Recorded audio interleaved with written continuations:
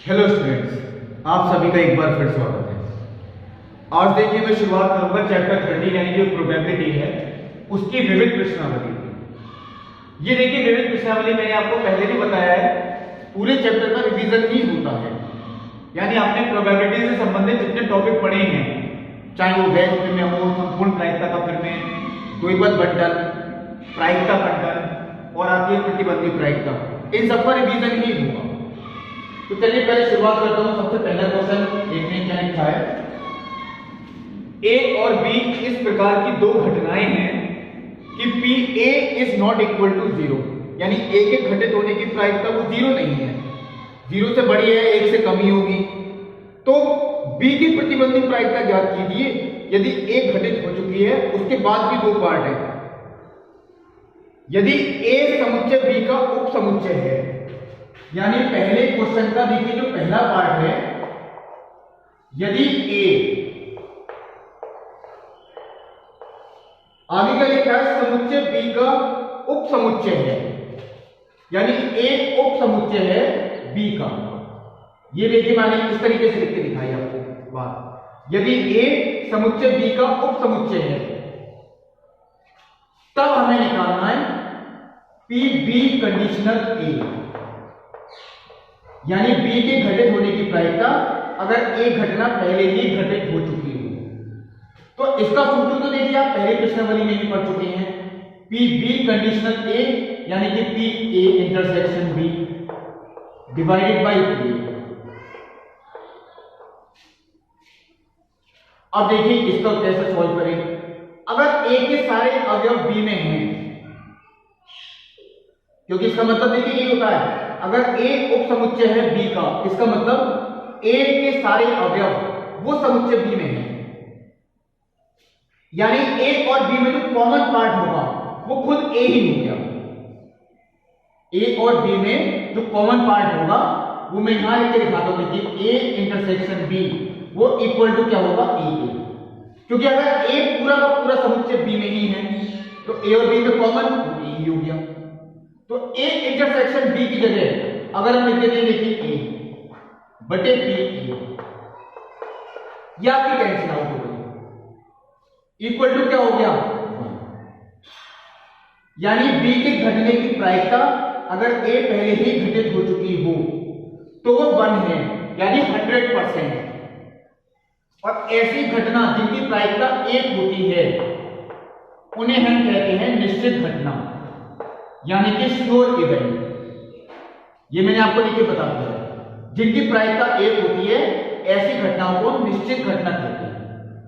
अब देखिए दूसरा पार्ट है, इसी क्वेश्चन से संबंधित है। अगर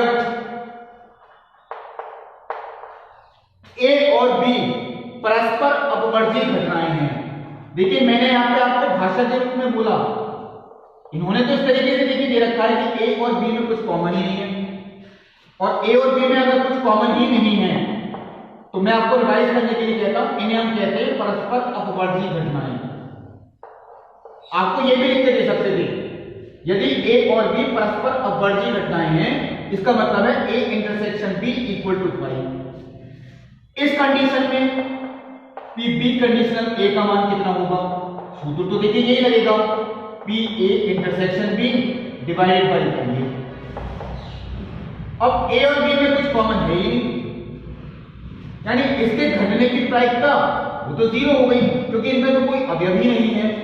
यानी इसके घटने की जो प्रायिकता है, जो कॉमन पार्ट है, उसके घटने की प्रायिकता वो 0 बटे ए, यानी उत्तर कितना हो गया 0। इसका मतलब है अगर ए और बी में कुछ कॉमन ही ना हो तो बी के घटने की प्रायिकता अगर ए पहले घटित हो चुकी है वो 0 है, और जिस घटना की प्रायिकता 0 होती है उस घटना को हम कहते हैं असंभव घटना, यानी कि इम्पॉसिबल इवेंट। चलिए ये क्वेश्चन मैंने आपको बता दिया, बहुत इंपॉर्टेंट क्वेश्चन था ये भी। अब देखिए दूसरा क्वेश्चन भी दे रखा है आपको, तीसरा क्वेश्चन है। पहले मैं ले आपको क्वेश्चन कराता हूं जो थोड़ी पिछले वीडियो में शायद मैंने आपको बताई थी इस एक्सरसाइज से संबंधित, यानी क्वेश्चन नंबर 4। मान लीजिए 90% लोग दाहिने हाथ से काम करने वाले हैं। इसकी प्रायिकता क्या है कि 10 लोगों में से यदृच्छया चुने गए अधिक से अधिक 6 लोग दाहिने हाथ से काम करने वाले हैं। देखिए 90% लोग दाहिने हाथ से काम करने वाले हैं, यानी दाहिने हाथ से काम करने वालों की जो प्रायिकता हो गई वो कितनी हो गई 90%, यानी कि 90/100। इसे हम कह सकते हैं 9/10। तो दाहिने हाथ से काम नहीं करने वालों की कितनी हो गई 1 - 9/10, यानी वो कितनी हो गई 1/10। अब देखिए आगे क्या लिखा है, ये इस बात की प्रायिकता क्या है कि 10 लोगों में से यदृच्छया चुने गए अधिक से अधिक 6 लोग दाहिने हाथ से काम करने वाले हैं। यानी क्वेश्चन तो आपसे पूछा गया है, हमने 10 लोग चुने, तो ये क्वेश्चन तो द्विपद बंटन का हो गया। ये वाला ध्यान भी रखें, जिनमें प्रतिशत में प्रायिकता दी हुई होती है, मोस्टली ऐसे क्वेश्चन वो प्रतिस्थापन के साथ ही होते हैं। यानी जो हमने 10 लोग चुने हैं वो हमने एक एक करके चुने, पहले एक सदस्य को चुना, उसे वापस हमने भेज दिया, फिर दोबारा दूसरे को चुना। तो ऐसे क्वेश्चन में द्विपद बंटन आपका लगेगा। इसमें एक प्रायिकता P होगी और एक प्रायिकता होगी Q। अब क्वेश्चन आपसे क्या पूछा गया है, दाहिने हाथ से काम करने वाले हों, तो काम करने वाले दाहिने हाथ से जो काम करने वाले हैं उनकी प्रायिकता P होगी, और जो काम नहीं करने वाले हैं उनकी प्रायिकता कितनी होगी Q। टोटल सदस्य कितने हैं 10, n का मान हो गया 10। अब ये क्या कह रहे हैं, अधिक से अधिक 6 लोग दाहिने हाथ से काम करने वाले हैं। ज्यादा से ज्यादा 6 का मतलब 6 से कम भी हो सकते हैं, 6 भी हो सकते हैं, 6 से ज्यादा नहीं होने चाहिए। यानी 6 हो या 6 से कम हो, अधिक से अधिक 6 का मतलब 6 या 6 से कम, 6 से ज्यादा नहीं हो सकते। तो इसका मतलब क्या है, हो सकता है एक भी ना हो सकता है एक सदस्य हो जाए, हो सकता है 10 में से 2 हो जाए, 3 4 भी हो सकते हैं, 5 भी हो सकते हैं, 6 भी हो सकती हैं। हम इन सब की निकालें प्रायिकता, इनको जोड़ दें। एक मेथड तो यही है। अब इधर से मुझे देखिए 7 मान निकालने पड़ेंगे, 1 2 3 4 5 6 7, सातों को निकाल के जोड़ें हम। दूसरा मेथड क्या है, देखिए मैंने वो संख्याएं लिखी 7 8 9 10, क्योंकि r के मान ये भी संभव है। 6 से कम चाहिए हमें, 6 के इक्वल हमें चाहिए तो कितने, लेकिन हम क्वेश्चन उधर से देखिए सॉल्व करने की कोशिश करेंगे जहां से छोटा पड़ेगा। इन सबकी प्रायिकताओं का योगफल होगा =1। तो अगर हम इन चारों की निकाल लें और उसे कर दें 1 में से माइनस, वो छोटा पड़ेगा, क्योंकि हमें केवल यहां पर 4 निकालने पड़ेंगे। कितने निकालने पड़ेंगे 4। इस तरीके से मैं यहां लिख देता हूं 1 minus px = 7 plus px = 8 plus px = 9 plus px = 10। ये देखिए छोटा भी पड़ेगा। हम इन सातों का निकालते लेंगे होता क्वेश्चन, इन चारों का निकाल के 1 में से माइनस कर दें, छोटा हो जाएगा कंपैरिजन में। चलिए ये तो आपको खैर मैंने पिछली वीडियो में बताया, फिर भी मैं एक बार करके दिखा रहा हूं। यहां पे r का मान 7, n का मान कितना है 10, तो NCR q की पावर n - r, q यानी कितना है 1/10, इसकी पावर n - r, और p की पावर r, p यानी कि 9/10, इसकी पावर कितनी है r, प्लस अब देखिए 8 के लिए निकालते हैं तो r का मान कितना हो गया 8, NCR q की पावर इनका अंतर और p की पावर, यानी p कितना है देखिए 9/10, तो 9/10 की पावर ये नीचे वाली संख्या यानी कि r, प्लस r का मान कितना आपकी बार 9, 10C 9, q की पावर इनका अंतर और p की पावर ये नीचे वाली संख्या, प्लस क्यू की पावर देखिए 0 हो गई, क्योंकि इनका अंदर कितना हो गया 0, और 9/10 की पावर कितनी हो गई 10। अब देखिए अगर मैं इन सबको सॉल्व करता हूं 1 माइनस, तो देखिए एक तो ये वाला भाग, एक ये वाला भाग, एक ये वाला भाग और एक ये वाला, इन सब में कॉमन है कोई ना कोई चीज, वो है 9/10 की पावर 7, क्योंकि सबसे छोटी पावर देखिए कॉमन है 7, 8, 9, 10, तो 9/10 की पावर 7 ये मैंने पहले ही कॉमन ले लिया। अब चलिए देखते हैं अंदर क्या बचेगा। ये तो हमने कॉमन लिया, 10 से 7 का मान अगर हम निकालें फैक्टोरियल n बटे factorial r factorial n minus r। चलिए अगर मैं इसे सॉल्व करता हूं तो 10, 9, 8, ये शायद 120 आएगा, मैंने लिख दिया यहां पे 120 इंटू 1/10 का क्यूब, वो कितना हो गया 1/1000, और ये हमने कॉमन ले लिया, प्लस 10 से 8 का मान फैक्टोरियल n बटे factorial r factorial n minus r, यह आता 45 गुणा 1/10 का वर्ग 1/100, और 9/10 की पावर देखिए कितनी कॉमन ली थी 7, तो एक 9/10 भी बचा यहां पर, प्लस फिर आता है 10 से 9, 10 से 9 का मान तो चलिए 10 ही आएगा, 1/10, 9/10 की पावर देखिए 7 कॉमन ली, 9/10 का स्क्वायर बचा, यानी कि 81/100, प्लस 10 से 10 का मान 1, ये भी 1 हो गया, 729/1000,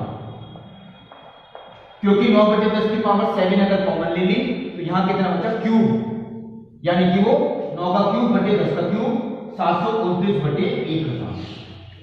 अब देखिए मैं ऐसा अगर सॉल्व करता हूं 1 माइनस 9/10 की पावर 7, ये तो मैंने ऐसे ही रहने दिया, इंटू इसे मुझे सॉल्व करना है, तो 1000 मैंने कैंसिल ही नहीं कर रहा, ये भी 1000, ये भी 1000, तो एलसीएम तो देखिए मैंने यही रहने दिया 1000।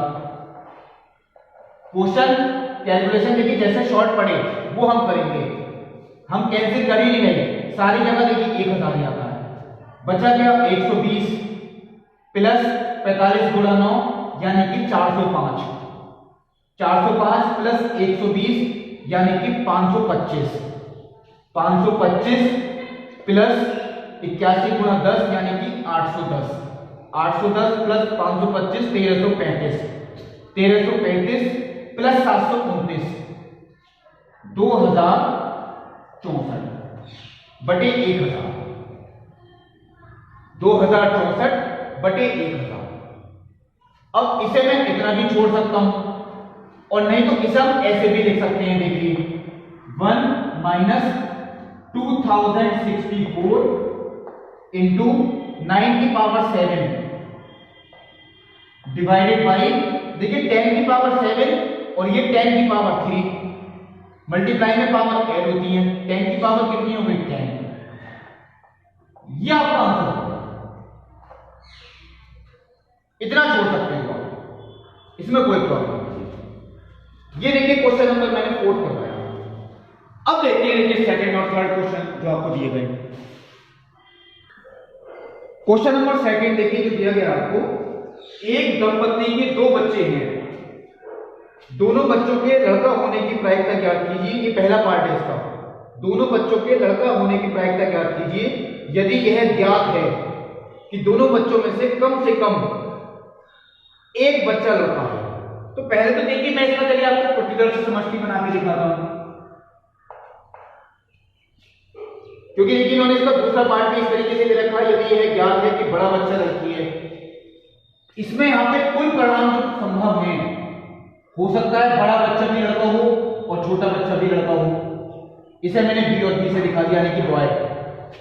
हो सकता है बड़ा बच्चा लड़का है, छोटा बच्चा लड़की है, हो सकता है बड़ा बच्चा लड़की हो, छोटा बच्चा लड़का हो, या बड़ा बच्चा भी लड़की हो और छोटा बच्चा भी लड़की हो। ये 4 संभावनाएं हैं। अब आते हैं कि इसके पहले पार्ट में क्या पूछा गया है, दोनों बच्चों के लड़का होने की प्रायिकता ज्ञात कीजिए। दोनों बच्चों के लड़का होने की प्रायिकता ज्ञात कीजिए यदि यह ज्ञात है कि दोनों बच्चों में से कम से कम एक बच्चा लड़का है। यदि यह ज्ञात है, इसका मतलब ये घटना घटित हो चुकी है, ये घटना घटित हो चुकी है, जिसकी प्रायिकता देखिए हमें निकालनी है। चलिए मैं उसे ए मान लेता हूं, और जो घटना घटित हो चुकी है उसे मैंने बी मान लिया। प्रायिकता देखिए किसकी निकालनी है? दोनों बच्चों के लड़का होने की प्रायिकता। यहां लिख देता हूं, दोनों बच्चे लड़के होना, और जो घटना घटित हो क्या है? यदि यह ज्ञात है कि दोनों बच्चों में से कम एक बच्चा लड़का है, दोनों में से कम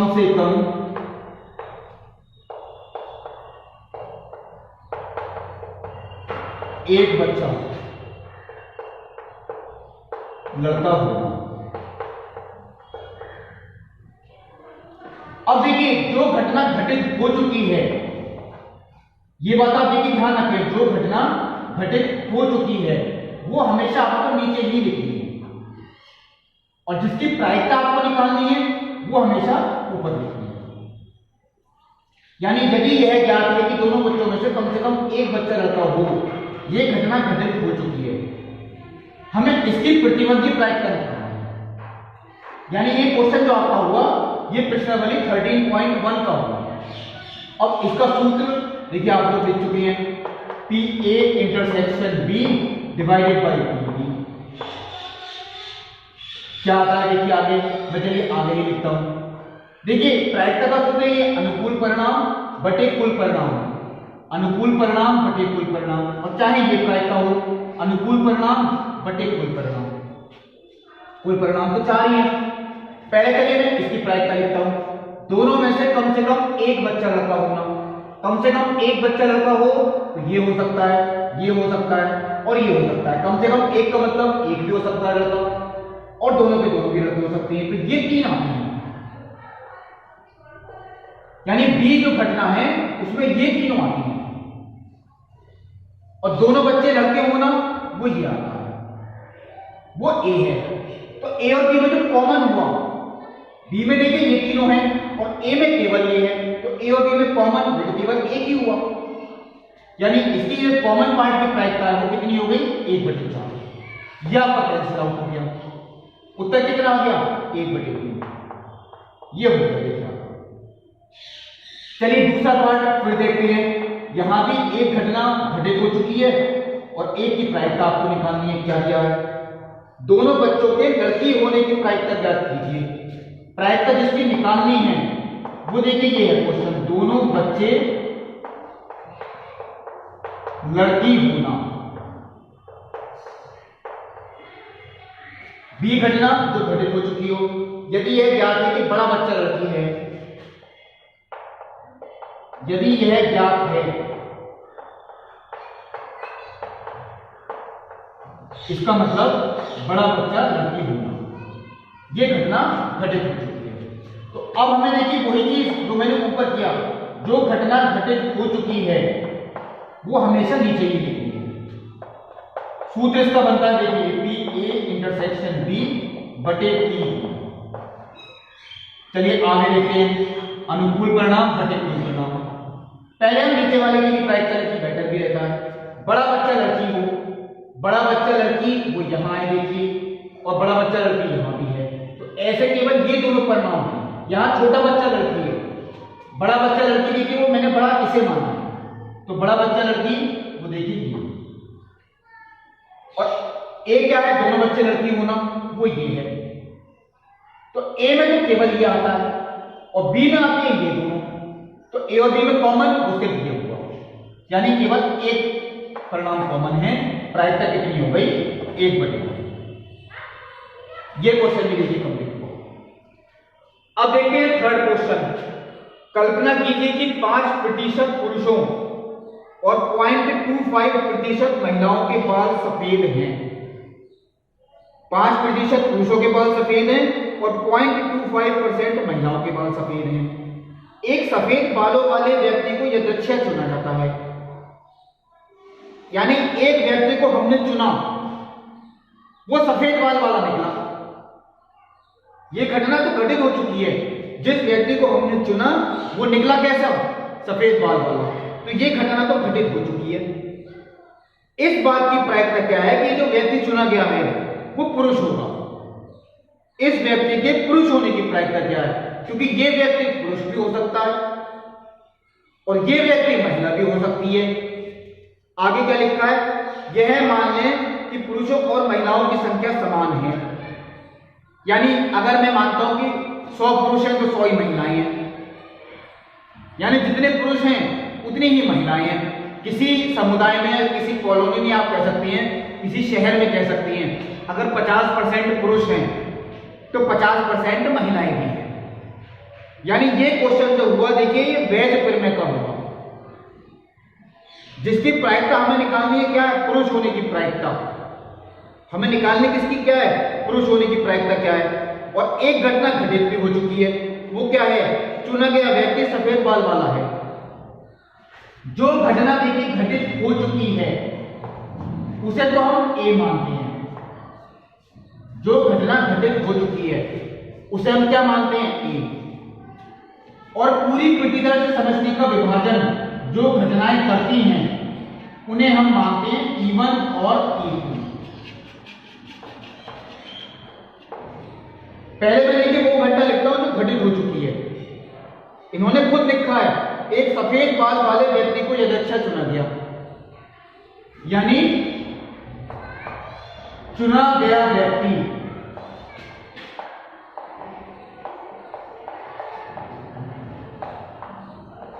सफेद बाल वाला। ये घटना तो घटित हो चुकी है, क्योंकि हमने कॉलोनी में से देखिए एक व्यक्ति को चुना, वो सफेद बाल वाला निकला। ये घटना घटित हो चुकी है।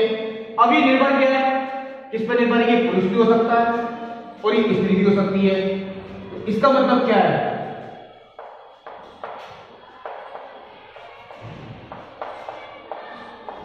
चुना गया व्यक्ति पुरुष होना और चुना गया व्यक्ति महिला होना। अब देखिए जो घटना घटित हो चुकी है, इसका मतलब है ये क्वेश्चन वैध परिमेय का है, संपूर्ण प्रायिकता के परिमेय का क्वेश्चन नहीं है। संपूर्ण प्रायिकता के परिमेय का क्वेश्चन ही तब होता अगर देखिए इस तरीके से लिखा होता, चुने गए व्यक्ति के सफेद बाल वाले व्यक्ति होने की प्रायिकता ज्ञात कीजिए। वहां सफेद बाल वाले होने की प्रायिकता आपसे निकल पाती। यहां ये खुद कह रहे हैं कि चुना गया व्यक्ति वो सफेद बाल वाला है, ये घटना घटित हो चुकी है। इस बात की प्रायिकता क्या है कि वो पुरुष है या स्त्री है, ये प्रतिलोम प्रायिकता हो गई। और प्रतिलोम प्रायिकता का मतलब यही होता है वैध परिमेय का क्वेश्चन। यानी कि पहले हमें देखिए ये सभी प्रायिकताएं निकालनी पड़ेंगी, क्योंकि वैध परिमेय के सूत्र में हमें 4 प्रायिकताओं की जरूरत पड़ती है।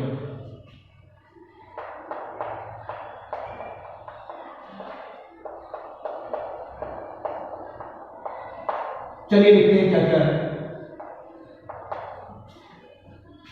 E1 चुना गया व्यक्ति पुरुष, किसी समुदाय में या किसी कॉलोनी में या किसी शहर में पुरुष और महिलाओं की संख्या समान है।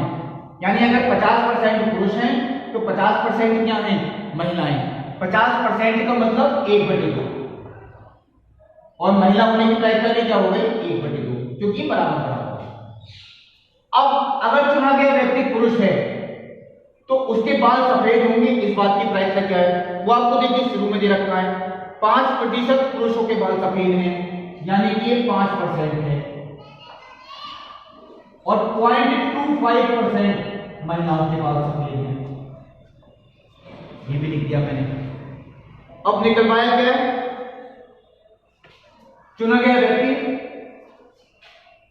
अब देखिए निकलवाया क्या है, देखिए निकलवाया ये है आपसे, एक सफेद बाल वाले व्यक्ति को यदृच्छा चुना गया, इस व्यक्ति के पुरुष होने की प्रायिकता क्या है, यानी आपसे इसकी प्रायिकता निकलवाना है पुरुष होने की, यदि ये घटना घटित हो चुकी है। वैध परिमेय में देखिए यही होता है, यदि एक घटना घटित हो चुकी है, यानी चुना गया व्यक्ति अगर सफेद बाल वाला है तो वह पुरुष होगा, इस बात की प्रायिकता क्या है। अब वैध परिमेय का सूत्र क्या है, P E1 into P A conditional E1 divided by P E1 into P A conditional E1 plus P E2 into P A conditional E2 equal to P E1 का मान 1/2, ए कंडीशनल E1 का मान 5/100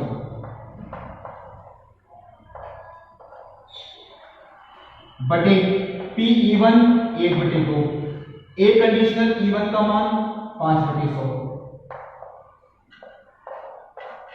प्लस पी E2 का मान 1/2 और ए conditional E2 0.25/100। चलिए आगे देखते हैं क्या आएगा।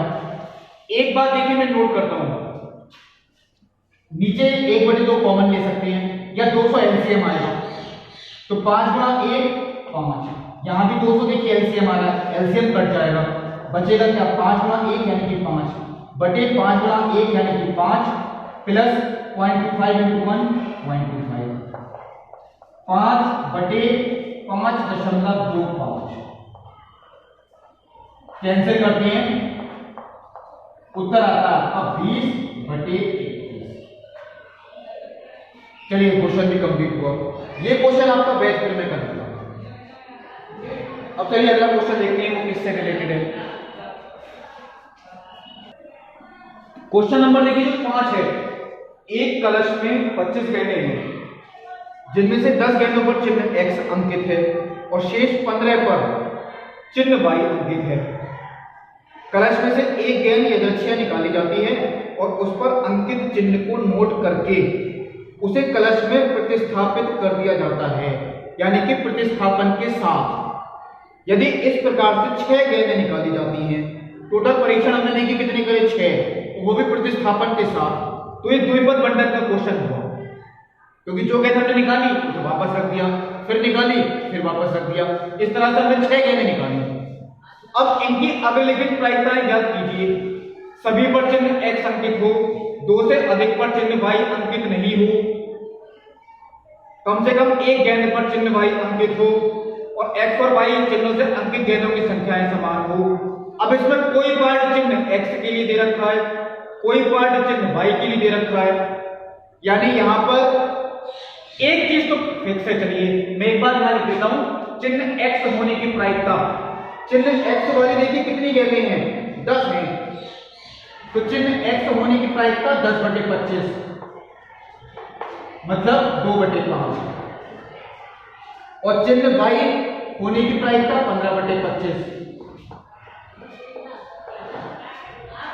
यानी कि 3/5। अब इसमें जो पार्ट चिन्ह X के लिए होगा वहां P का मान 2/5 और Q का मान 3/5 होगा, और जो पार्ट चिन्ह Y के लिए होगा वहां P का मान 3/5 और Q का मान 2/5 होगा। देखिए टोटल गेंदें हमने कितनी निकाली 6, N का मान 6 फिक्स रहेगा, ये नहीं बदलेगा, N का मान तो 6 ही रहेगा। पहला पार्ट क्या है, सभी पर चिन्ह X अंकित हो, चिन्ह X का मतलब P का मान हो गया देखिए 2/5 और Q का मान कितना हो गया 3/5 और सभी पर हो यानी 6 की 6 पर, तो मैं इस तरह से निकालना NCR Q की पावर n-r यानी 3/5 की पावर n-r और P की पावर r, यानी सॉल्व करता हूं तो ये 1 हो गया, ये 1 हो गया, 2/5 की घात 6, इतना छोड़ सकते हैं यहां पे, 2/5 की घात कितनी हो गई 6। अब आता है इसका दूसरा पार्ट, n का मान यही रहेगा, P का मान और Q के मान ये डिपेंड करेगा क्वेश्चन किस बात के लिए पूछा गया। 2 से अधिक पर चिन्ह Y अंकित नहीं हो, चिन्ह Y के लिए क्वेश्चन पूछा गया है, यानी P का मान 3/5 हो गया और Q का मान कितना हो गया। क्वेश्चन देखिए जिस बात के लिए पूछा जाता है वो प्रायिकता P होती है। अब क्या लिखा है, 2 से अधिक पर नहीं हो, 2 पर हो या 2 से कम पर हो, यानी कि इस तरीके से 2 से ज्यादा नहीं हो, 2 हो जाए या 2 से कम हो जाए। इसका मतलब है यहां तो देखिए 0 की भी निकलवाएंगे आपसे, 1 की भी निकलवाई गई है और 2 की भी निकलवाई गई है। तीनों को निकाल देंगे, तीनों को जोड़ देंगे। इस तरीके से एक बार मैं और लिख के दिखाता हूं, 6C0, P कितना है 3/5 और Q कितना है 2/5, 2/5 यानी Q की पावर तो n-r और जो P है इसकी पावर कितनी हो गई r प्लस 6C1, Q की पावर यानी Q का मतलब 2/5 इनका अंतर और P की पावर नीचे वाला से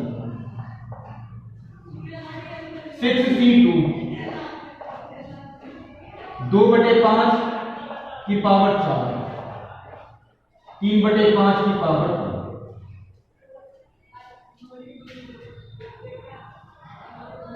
अब इन तीनों को आप भी सॉल्व कर सकती हैं। 2/5 की घात देखिए 4 कॉमन ले लें आप, 2/5 की घात कितनी 4 कॉमन ले लें, सॉल्व कर देना इसे आप। चलिए इसका तीसरा पार्ट क्या है, कम से कम एक गेंद पर चिन्ह y अंकित हो। क्वेश्चन चिन्ह y के लिए पूछा गया है, कम से कम एक गेंद पर, तो कम से कम एक का मतलब एक भी हो सकती है, एक से ज्यादा भी हो सकती है। कम से कम एक का मतलब देखिए एक भी हो सकती है, 2 भी हो सकती हैं, 3 भी हो सकती हैं, 4 भी हो सकती हैं, 5 भी हो सकती हैं, 6 भी हो सकती हैं। हम इन सब की निकालें, जोड़ दें सबको, लेकिन क्वेश्चन लेंथी हो जाएगा, हमें इन सब की निकाल के अगर जोड़ना पड़ता है। हम एक काम करते हैं, हम इस बात की निकालें एक भी ना हो, इन सब की प्रायिकताओं का योगफल कितना होगा देखिए 1। तो अगर हम इस बात की निकालें कि एक भी ना हो और उसे 1 में से माइनस कर दें, इस तरीके से आपकी यही सारी प्रायिकताएं निकलती हैं, यानी 1 minus px equal to 0 equal to, मैं देखिए यही लिख देता हूं 1 माइनस 6C0। क्वेश्चन किसके लिए है, चिन्ह y के लिए, यानी p का मान 3/5 और q का मान कितना 2/5, क्योंकि चिन्ह y का मतलब चिन्ह y की जो प्रायिकता है वो p का मान हो गई और q का मान कितना 2/5 की घात इनका अंतर और 3/5 की घात नीचे वाली से। सॉल्व अगर हम करें, देखिए मैं इसी को आगे कर देता हूं, तो ये 1 हो गया, ये भी 1 हो गया, 2/5 की घात 6। आप इतना छोड़ सकते हैं 1 माइनस 2/5 की होल पावर 6, नहीं तो आप इसको सॉल्व करके एलसीएम लेके देख लें, तब भी उत्तर आ जाएगा। अब आता है इसका चौथा पार्ट, x और y चिन्हों से अंकित गेंदों की संख्याएं समान हो। समान का मतलब तो यही हो गया टोटल 6 गेंदें हैं, तो 3 होनी चाहिए चिन्ह x की और 3 होनी चाहिए चिन्ह y की। इसमें आप किसी को p मान लें, किसी को q, कोई फर्क नहीं पड़ने वाला। यानी अगर x चिन्ह की 3 है या y चिन्ह की 3 है, हम किसी को भी दिखा सकते हैं। इसका मतलब देखिए यही हो गया, समान का मतलब आधी x चिन्हों की हो, आधी y चिन्हों की हो, तो किसी को आप p मान लें, किसी को कोई फर्क नहीं पड़ता है। उत्तर आपका देखिए यही आएगा, 3/5 की घात कितना उत्तर और 2/5 की घात। इसे भी आप सॉल्व कर सकते हैं, मैंने इतना छोड़ दिया है। अब एक चीज देखिए और आई, x चिन्ह से अंकित गेंदों की संख्या का माध्य भी ज्ञात कीजिए। x चिन्ह से अंकित गेंदों की संख्या का माध्य, तो माध्य का तो देखिए यही सूत्र, पहले आपको प्रायिकता बंधन निकालना पड़ेगा, और वो भी कौन सी, x चिन्हों से अंकित गेंदें। ये बात तो देखिए अलग हो गया, इसके साथ तो नहीं देंगे आपको। हो सकता है एक भी गेंद ना हो x चिन्ह वाली, हो सकता है एक गेंद हो x चिन्ह वाली, हो सकता है 2 गेंदें हो x चिन्ह वाली, हो सकता है 3 गेंदें हो x चिन्ह की, हो सकता है 4 होंगी x चिन्ह की, हो सकता है 5 होंगी x चिन्ह की, और हो सकता है 6 की 6 होंगी x चिन्ह वाली। इनका हमें माध्य निकालना है। तो अगर आप देखिए इन सब प्रायिकताओं को निकालें, द्विपद बंटन तो है देखिए 6C0, 6C1, 6C2। जब भी आपको देखिए क्वेश्चन लिख के आता है प्रतिस्थापन के साथ, तो उसमें आप द्विपद बंटन का सूत्र बेझिझक लगा देंगे। सिक्के का क्वेश्चन, पासे का क्वेश्चन सब में अप्लाई होता है। क्वेश्चन किसके लिए है? एक्स चिन्ह। तो प्रायिकता एक्स चिन्ह की जो पी हुई, क्यू का मान हुआ 3/5, तो 3/5 की घात इनका अंतर और 2/5 की घात नीचे वाले संख्या। ऐसे ही यहां पर 3/5 की घात इनका अंतर और 2/5 की घात नीचे वाली संख्या। 3/5 की घात इनका अंतर, 2/5 की घात नीचे वाली संख्या। 3/5 की घात इनका अंतर और 2/5 की घात नीचे वाली संख्या। मैं इसलिए आपको देखिए सभी लिख के दिखा रहा हूं। 3/5 की घात इनका अंतर, 2/5 की घात नीचे वाली संख्या। 3/5 की घात 1 और 2/5 की घात 5। यहां देखिए मैंने गलती की थी, यहां 6 आया। 3/5 की घात 0 और 2/5 की घात 6। जब आप इन सबको सॉल्व करेंगे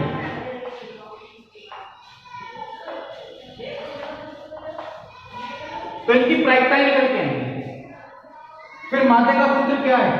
P1 इंटू x1 यानी 0 प्लस P2 इंटू x2 यानी 1 plus P3 into x3 plus P4 into x4 plus P5 into x5 plus P6 into x6 plus P7 into x7 यानी सिग्मा px। ये जो निकल के आएगा आपका उत्तर, ये माध्य ही होगा। इसका बंटन तैयार करेंगे, सबकी प्रायिकताएं लिखेंगे, वो माध्य निकल के आएगा। ये बात आप ध्यान रखेंगे। चलिए ये क्वेश्चन भी कंप्लीट हुआ। अब देखिए जो छठा क्वेश्चन है वो मैं आपको ओरली बताता हूं। एक बाधा दौड़ में एक प्रतियोगी को 10 बाधाएं पार करनी है। इसकी प्रायिकता क्या है कि वह प्रत्येक बाधा को पार कर लेगा 5/6 है, यानी 10 बाधाएं। बाधा दौड़ देखिए वही होता है जिसमें आपको एक जंप करवानी होती है। एक हॉर्स के साथ जब राइडिंग होती है आप उसको जंप करवाते हैं, वो बाधा को पार कर लेगा। इस बात की प्रायिकता 5/6 है। और ऐसी कितनी बाधाएं हैं? 10 बाधाएं, सब एक दूसरे से स्वतंत्र होती हैं। तो ये तो द्विपद बंटन ही हो गया, n का मान 10 हो गया। अब p और q मैं अभी नहीं कह सकता क्या है, n का मान तो 10 हो गया।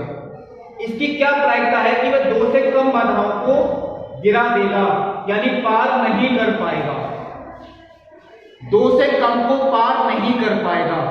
2 से कम का मतलब आपको देखिए ये लिखना था, x is less than 2। 2 से कम को, तो 2 से कम में तो एक तो 0 आएगी और एक क्या आएगी? 1 आएगी। यानी एक बार r का मान 0 रखना है, एक बार r का मान कितना रखना है? 1। n का मान तो क्या है? अब p और q क्या क्या है? क्वेश्चन किस बात के लिए पूछा गया है? पार नहीं कर पाएगा। तो पार नहीं कर पाएगा, इस बात की प्रायिकता देखिए, पार कर पाने की तो 5/6 है और पार नहीं कर पाने की कितनी हो गई? 1/6। तो पार नहीं कर पाएगा वो प्रायिकता p होगी और पार करने की जो है वो होगी q। क्वेश्चन देखिए जिसके लिए पूछा जाता है वो p होती है। क्या पूछा गया है? पार नहीं कर पाएगा। तो पार नहीं करने की क्या है? 1/6 p का मान, और पार करने की क्या है? q का मान 5/6। दोनों का आप निकाल लें, n का मान कितना है? n। ये भी होमवर्क में कर सकते हैं आप। अब चलिए अगला क्वेश्चन देखता हूं कौन सा है। देखिए क्वेश्चन नंबर 7। एक पासे को बार बार तब तक उछाला जाता है जब तक कि उस पर 6 का अंक 3 बार प्राप्त नहीं हो जाता। वो ये नहीं कह रहे 3 बार लगातार हो, टोटल 3 बार प्राप्त हो जाए 6 का अंक। जैसे ही तीसरी बार 6 का अंक प्राप्त होगा पासे को उछालना बंद कर देंगे। एक पासे को तब तक उछालना है जब तक उस पर 6 की संख्या 3 बार ना आ जाए। अब आगे क्या लिखा है, इसकी प्रायिकता ज्ञात कीजिए कि पासे पर जो तीसरा 6 होगा वो सिर्फ 6ठी बार उछालने पर प्राप्त होगा। जो तीसरे 6 का अंक है वो 6ठी बार उछालने पर प्राप्त हो, इस बात की प्रायिकता क्या है। यानी पासे को देखिए हमने टोटल इनके अकॉर्डिंग मैं इस तरीके से लिख के दिखाता हूं, हमने 6 बार उछाला है।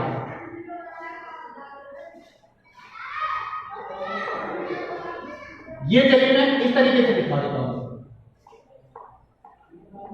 ये हमने पहली बार उछाला पासे को, ये दूसरी बार उछाला, ये तीसरी बार उछाला, ये चौथी बार उछाला, ये 5वीं बार उछाला और ये 6ठी बार उछाला। तो पासे पर तीसरा जो 6 का अंक है वो 6ठी बार आया, यानी मैं यहां लिख देता हूं ये तीसरी बार आया 6 का, यानी इससे पहले जो 2 बार 6 आया होगा वो इन 5 में से किन्हीं 2 पर आया होगा। इन 5 में से देखिए किन्हीं 2 पर, मैं यहां इस तरीके से लिख देता हूं, किन्हीं 2 पर 6 का अंक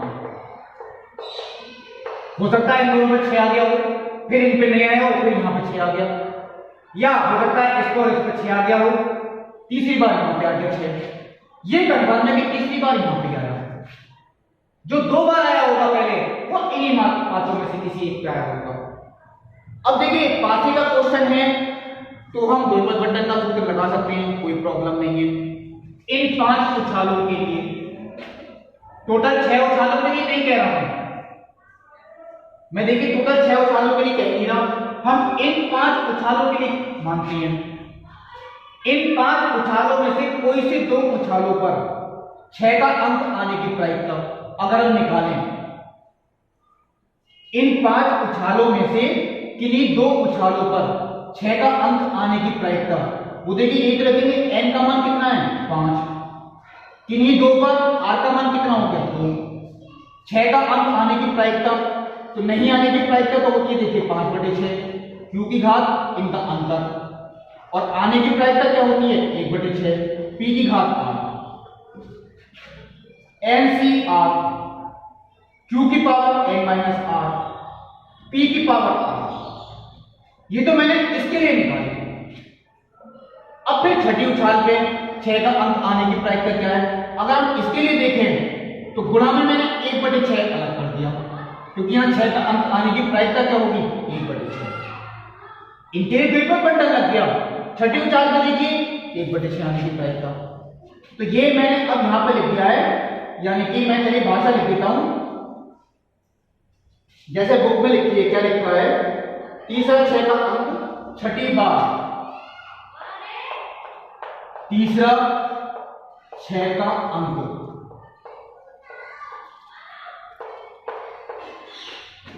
6ठी उछाल पर आने की प्रायिकता बराबर, अब मैं अगर इसे सॉल्व करता हूं तो 5c2 फैक्टोरियल n बटे factorial r factorial n minus r, 5/6 का क्यूब 125 बटे 216, या चलिए 6 का क्यूब भी रह सकता था, गुणा 1/36 गुणा 1/6।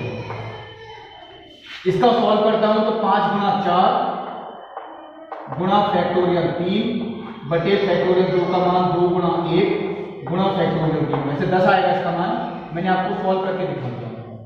5 चौक 20 बटे 2 यानी कि 10 गुणा 125 बटे 216 गुणा, या तो इसे मैं 6 की घात 6 लिख छोड़ देता हूं, 6 की घात 3 6 की घात 3, 125 गुणा 2 1250, सॉरी 10, 5 दूनी 10, 125 गुणा 10 1250 बटे 6 की घात 6, आप इतना छोड़ सकते हैं। अब देखिए अगला क्वेश्चन क्या लिखा है, यदि एक लीप वर्ष में, लीप ईयर देखिए जिसमें फरवरी में 29 दिन होती है, यानी टोटल 366 दिन होते हैं। लीप वर्ष को यदृच्छा चुना गया हो तो इसकी प्रायिकता क्या है कि उस वर्ष में 53 मंगलवार होंगे। उसमें कितने मंगलवार होंगे? 53। देखिए मैं एक बार यहां पे लिखता हूं 8वां क्वेश्चन। लीप वर्ष में टोटल दिन होते हैं 366 दिन। एक हफ्ते में कितने दिन होते हैं? 7 दिन। अगर मैं इसे 7 से भाग करता हूं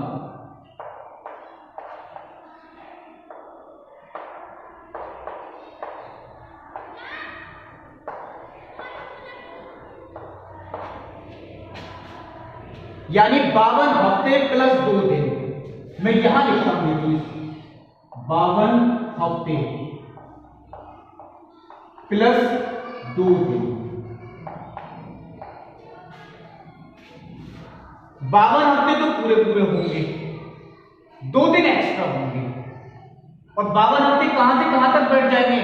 मैं एक बात आपसे कहता हूं, 1 जनवरी से लेके 29 दिसंबर तक ये आपके 52 हफ्ते हो गए, ये आपके कंप्लीट हो गए। 1 जनवरी से लेके 29 दिसंबर तक आपके 52 हफ्ते कंप्लीट। 2 दिन एक्स्ट्रा कौन से बचे? एक तो 30 दिसंबर और एक 31 दिसंबर, ये आपके 2 दिन एक्स्ट्रा बचे। ये 2 दिन लगातार हैं, ये 2 दिन कैसे हैं? लगातार। यानी ये देखिए, इसके मैं परिणाम बताता हूं, संभावनाएं क्या क्या हैं। अगर ये लगातार हैं तो हो सकता है ये संडे और मंडे हो, एक संभावना तो ये है, या ये मंडे और ट्यूसडे हो, या आपकी दूसरी संभावना हो गई, या ये ट्यूसडे और वेडनेसडे हो, ये वेडनेसडे और थर्सडे हो, ये थर्सडे और फ्राइडे हो, ये फ्राइडे और सैटरडे हो, ये सैटरडे और संडे हो। संडे और मंडे तो मैं नहीं चुका, ये रिपीट होना शुरू हो जाएगा। यानी टोटल संभावनाएं आपकी 7 हैं। तो प्रायिकता का सूत्र देखिए, ये तो बहुत सिंपल से क्वेश्चन है। प्रायिकता बराबर अनुकूल परिणाम बटे कुल परिणाम। मैं यहां लिख देता हूं अनुकूल परिणाम बटे कुल परिणाम। कुल परिणाम देखिए 7 संभावनाएं हैं। कोई दिन अगर 52 हफ्ते देखिए किसी साल में कंप्लीट हैं तो 52 बार तो सारे ही दिन आएंगे। 52 बार संडे भी आएगा, 52 बार मंडे भी आएगा, 52 बार ट्यूसडे भी आएगा, 52 बार वेडनेसडे, 52 बार थर्सडे, 52 बार फ्राइडे, 52 बार सैटरडे। 52 बार तो सभी आएंगे। 53वीं बार तो तब आएगा जब इन दोनों में से वो दिन हो जाए। 53 मंगल को तब होंगे, 53 मंगल देखिए ये जोड़ा या तो वो ये हो जाए या ये जोड़ा वो ये हो जाए। मंगल के अनुकूल वो 2 जोड़े हैं, कुल जोड़े कितने हैं? 7। मंगल के जो अनुकूल जोड़े हैं वो देखिए 2, यानी ये जो जोड़ा है आपका लास्ट वाला, इनमें अगर एक दिन मंगल हो गया तो वो मंगल 53 हो जाएंगे। और ऐसी 2 संभावनाएं निकल आती है, मुझे एक तो यहां पे मंगल है और एक यहां पर मंगल है। तो अनुकूल परिणाम बटे कुल परिणाम, ये हो गया 2/7। अब देखिए अगर यही क्वेश्चन नॉन लीप ईयर का होता, यानी जैसे 365 दिन होता, तो 365 में आता 52 हफ्ते प्लस 1 दिन, 52 हफ्ते प्लस 1 दिन। वो एक दिन जो होता आपका वो केवल 31 दिसंबर होता, यानी कि 12। तो आप केवल यहां लिखिए ये जो दिन है वो संडे भी हो सकता था, Monday, Tuesday, Wednesday, Thursday, Friday, Saturday. तो कुल परिणाम 7। अनुकूल परिणाम उस समय केवल एक ही होता है, यानी उस समय प्रायिकता आती 1/7। अगर नॉन लीप ईयर है, लीप ईयर में 2/7, नॉन लीप ईयर में 1/7, किसी भी दिन की उत्तर यही होगा। चलिए अब देखता हूं मैं एक और क्वेश्चन, या मैं आपको चलिए ऐसे ही समझाता हूं ओरली। एक प्रयोग के सफल होने का संयोग उसके असफल होने से 2 गुना है। मैं आपको देखिए यही बताता हूं करके। शायद आप समझ भी जाएंगे। सफल होने का संयोग जो है वो असफल होने से 2 गुना है। संयोग यानी कि प्रायिकता। इस बात की प्रायिकता क्या है कि अगले 6 परीक्षणों में कम से कम 4 सफल होंगे। प्रायिकता आपसे पूछी गई है सफल होने की। मैं मानता हुआ चलता हूं, मान लीजिए असफल होने की जो प्रायिकता है, असफल की प्रायिकता वो मैंने के मानी, तो जो सफल की प्रायिकता है वो कितनी हो गई 2k, क्योंकि सफल की प्रायिकता इससे 2 गुनी है। अब देखिए संभावनाएं तो वही है, या तो सफल होगा या असफल होगा। इनका योगफल कितना होगा 1, यानी 2k + k = 1, 3k = 1, k = 1/3। तो असफल की तो हो गई 1/3, सफल की कितनी हो गई 2/3। क्वेश्चन किस बात के लिए पूछा गया है, सफल के लिए, तो सफल की प्रायिकता मैं p मानूंगा, असफल की प्रायिकता क्या मानी जाएगी, q मानी जाएगी। और क्या लिखा है, अगले 6 परीक्षणों में n का मान कितना हो गया 6, कम से कम 4 सफल होंगे। कम से कम 4 का मतलब 4 भी हो सकती हैं और 4 से ज्यादा भी हो सकती हैं, तो 4 भी हो सकती हैं, 5 भी हो सकती हैं और 6 भी हो सकती हैं। आपकी तीनों की निकालनी है, तीनों को जोड़ दीजिए। द्विपद बंटन का क्वेश्चन है। 4 भी हो सकते हैं सफल, 5 भी हो सकती हैं, 6 भी हो सकती हैं। तीनों की निकाल के तीनों को जोड़ दीजिए, उत्तर आपका आ जाएगा, कोई प्रॉब्लम नहीं पड़ेगी। देखिए नवा क्वेश्चन भी हो गया। अब मैं देखता हूं, देखिए अगला जो क्वेश्चन है यानी क्वेश्चन नंबर 10। चलिए ये भी आपको देखते हैं क्वेश्चन नंबर 10, वो शायद लास्ट क्वेश्चन होगा इस वीडियो का। देखिए क्वेश्चन नंबर जो 10 है, एक व्यक्ति एक न्याय सिक्के को, न्याय का मतलब देखिए वही सिक्का होता है जिसमें हेड और टेल आने की संभावना बराबर होती है, यानी 1/2 और 1/2। कितनी बार उछाला जाए कि कम से कम एक चित्त आने की प्रायिकता 90% से ज्यादा हो, यानी कि एक सिक्के को हम कितनी बार उछालें कि उस पर कम से कम एक चित्त आने की प्रायिकता जो है 90% से ज्यादा हो। तो मैंने देखिए यही लाइन लिखी, माना सिक्के को n बार उछाला जाता है। कितनी बार उछाला वो हमसे निकलना है, तो n का मान ही हमें निकालना है। लेकिन इस पे जो प्रायिकता है कम से कम एक चित्त आने की प्रायिकता, कम से कम एक का मतलब 1 बार भी आ सकता है, 2 बार भी आ सकता है, 3 बार भी आ सकता है चित्त, और n के n बार भी आ सकता है।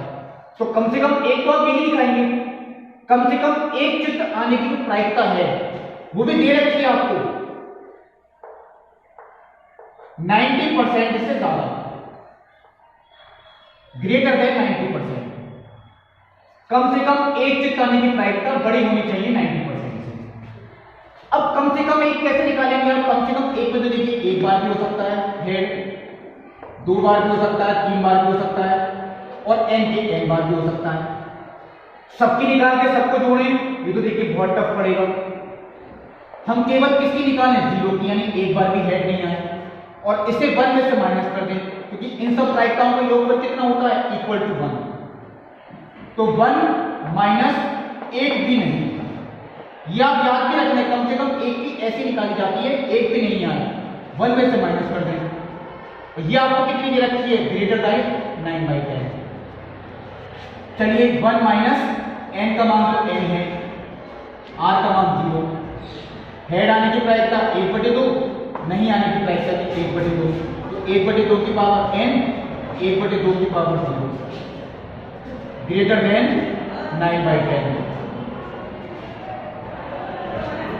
1 माइनस n से 0 का मान 1, 1/2 की घात n, चलिए मैंने इस तरीके से लिख दिया, 1/2 की घात 0, ये भी बन गया, ग्रेटर देन 9/10। 1 माइनस, ये आपको सॉल्व करके देखिए कितना ही आता है, ये मैंने माइनस में लिया,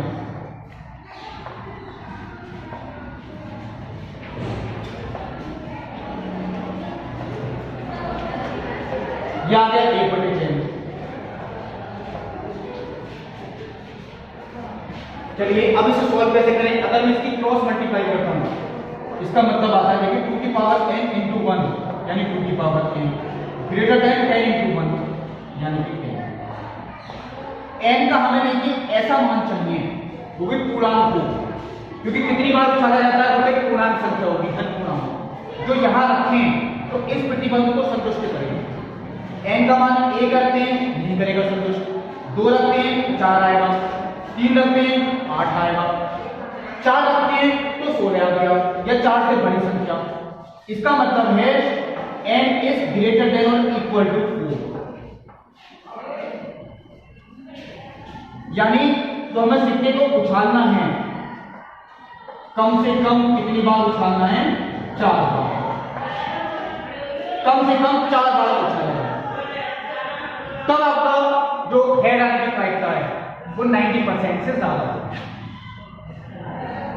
चलिए मैं इस वीडियो में आपको इतने क्वेश्चन ही बताता हूं, इसके जो बाकी के क्वेश्चन हैं वो आपको अगले वीडियो में बताऊंगा। तब तक के लिए नमस्कार।